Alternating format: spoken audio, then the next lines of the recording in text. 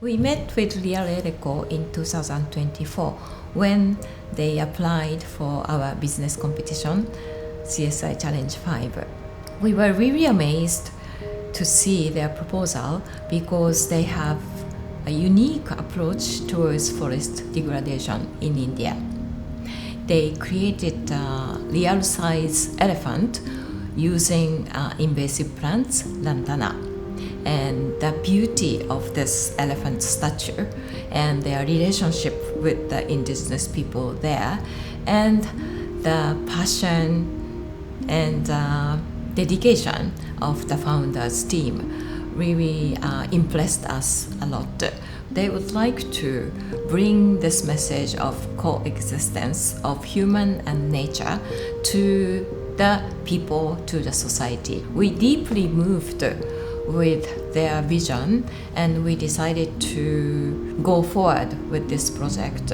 We are really looking forward to working together with the Real Eco team and the people there, and to see the more and more people engaged in this project and more happiness in the community, as well as to bring this coexistence message to the world together. So we had a friend of ours called Philida Purvis, who's known about us and our work and for a long time. She told us that you all have this program called CSI Challenge, and it is a pitch for people starting up some new projects. So we applied for the CSI Challenge online. We made a short 5-minute pitch online, and we went through that process, and that's how we got to know Arunsi. It was a very new experience to me. It was the first time I was doing anything like this. It helped us also distill what we do and where we are going, and like it was a nice process for me to go through also. And in this last year, we've just had conversations about like how this will work and what it can be. I'm looking forward to like our relationship with Arun, because in the future we are keen to have partners all over the world, and we have no connects to Japan, and we are Asian. Like our organization is Asian, and we'd love to have other Asian partners on board. So I am keen to have Japanese people engage in our work in any way possible.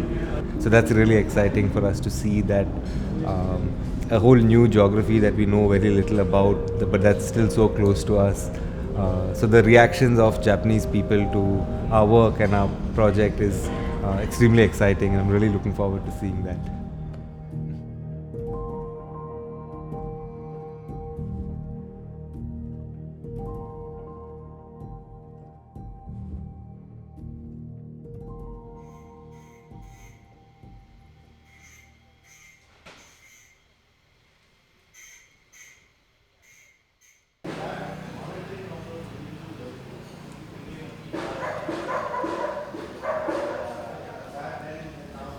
So this area is the Nilgiri Biosphere Reserve. It's the first biosphere reserve declared in India, looking at how we can integrate the needs of nature and people.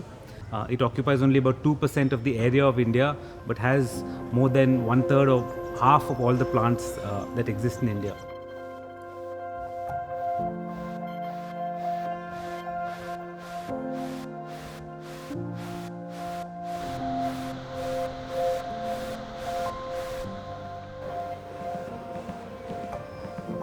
So this incredible area though has a lot of problems as well. The biggest being that the native habitats, the forests, are being taken over by invasive plants, particularly Lantana camara and Senna spectabilis. Lantana in particular is the most widely distributed invasive in the world now. So we've all grown up here in this area. We've had a deep appreciation for nature, but also a way of conserving nature that also meets the needs of the people who live in this space. To not push people out of nature entirely and try to disconnect nature from people, but how can you keep people and nature connected with each other while still conserving the forests? So elephants are coming out more and more because they've been pushed out because their native habitat has been taken over by Lantana. So we're trying to find ways in which outside we can minimize the problem that elephants create, look at how they can live more peacefully with people, and inside the forest, how can we improve that habitat so that there are more grasses and plants for elephants and other herbivores to eat.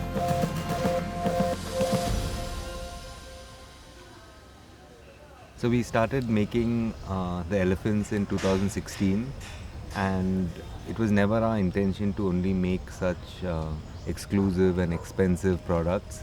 So it took us a while for the elephants to be running smoothly.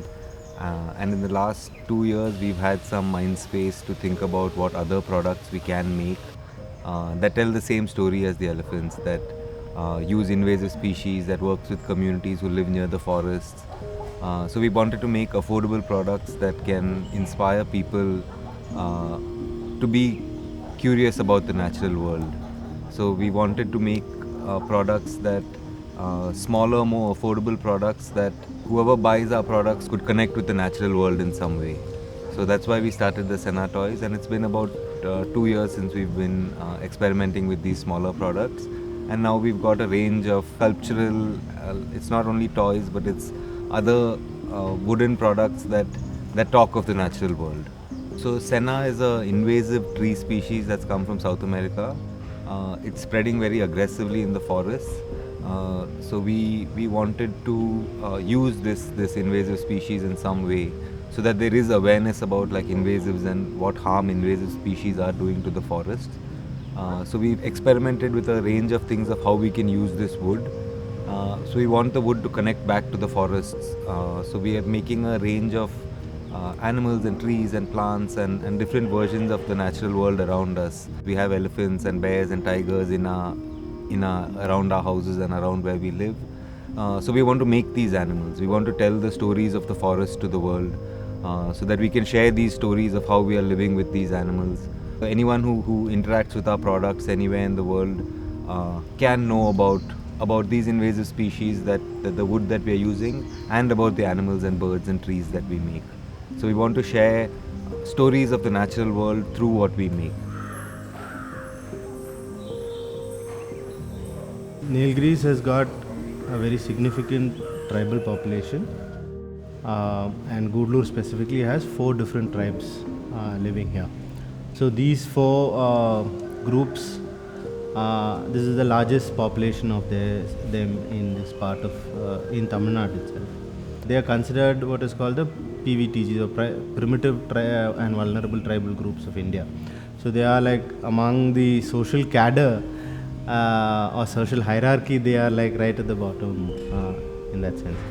So the interaction for us starts from various aspects, but we in Trek mainly concentrate on their livelihoods and seeing how we can have forest-based livelihoods created for them. It's very difficult to find opportunities in places like Gudlur, which are rural, which are disconnected from urban spaces and things like that. Find employment that is meaningful. And for us at Trek, that is the kind of core of what we want to do. Can we combine so they create something, so there's some beauty and art in it. It also creates employment and money, which you need to survive. And can it use the knowledge of the forest that tribals already inherently have? So these 3 kind of coming together for us is one of the things we're trying to look for. So the geography that we live in is primarily plantations. So large tea and coffee estates are the only economic activity around for people. So it has been on our agenda. One of the things we want to do is to generate livelihoods for forest-based communities.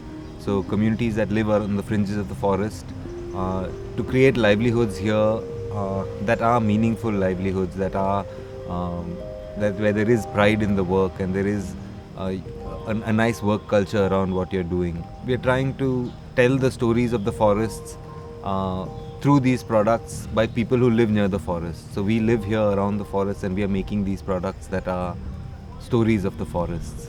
So we, like at the Real Elephant Collective, one of the things we want to do at the Real Elephant Collective is create livelihoods, meaningful livelihoods around the forest. So people don't have to go outside to work.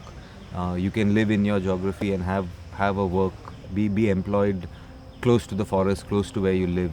Most people don't actually enjoy leaving this place. People are quite connected to this space and to these forests that we live around. What we try to do is in our modeling of costing and finance, we make sure that the minimum amount they should earn is above the local market rates here. We also ensure that in our model we try to do incentivize it as well. So overall income levels have increased among all the people we work with, primarily for two reasons. They've invested in education of their children quite a bit. So the people working with us all have their children going to schools. So those things again then knock on effect of improving the lives of those people. But we are now slowly going to work with trying to see how do we, the problems of money also. With money comes divisiveness, with money comes slightly disintegration of culture. So that's a new engagement that we've started now, trying to talk about it and saying, okay, what is important in your lives as well, and what do you want to carry forward other than the monetary aspects of things. So how do you keep your culture alive? So I think at Realco the idea is to find opportunities at village level while keeping. So what's happening with monetary income is that you're going to go down what is called mainstreaming now, or development as they call it. When you go down that, you're going to have to choose what you want to take along with you, right? How much of your cultural practice you want to take along, how much of your songs and things you want to take along, how much of your knowledge you want to take along. Those we want to have conversations and see how those can be also taken along, so that the village is not just rich individual people, but that there are a community of people who are well off monetarily, but also are able to keep their cultural practices alive and the sense of identity alive. We are here in Gudlur because we as people identify ourselves here. We belong here, we feel there's something here. And that is something we want them to feel as well. Keep that pride in them. Yeah. That's kind of where we want to go with relation to communities. Yes. So we started as a group of us young people from very different backgrounds in this area of coming together to form a trust, or NGO, to see how we could solve some of these problems. The problem of lantana, for example, it needs about $1,500 a hectare to clear lantana, and many millions of dollars just for this one park next to us. So we can't actually use grant funding to solve this problem. We have to create a self-financing way in which we can remove these invasive species and create livelihoods for people. So that's been the focus of our work now, primarily in setting up a scalable social enterprise that can solve some of these conservation problems while also providing a livelihood for local people. Lantana is a huge problem. People want to start there, but we need to fully understand it well here before we can scale to other places, and we haven't done that yet. So now the pressure is to scale fast because there is so many people asking for these. We're trying to see how we can bring these ideas together much quicker and ramp up much faster, and that's always quite challenging. The reason I want to be a part of this project is that with the elephants we were able to inspire people through art. That's the primary interest for me. We want to inspire people. So we want people to be curious about the natural world. We want people to engage with the natural world around them. So whether you're in a city and you have birds and butterflies around you, or you're living in a forest with elephants, we want our products to inspire people.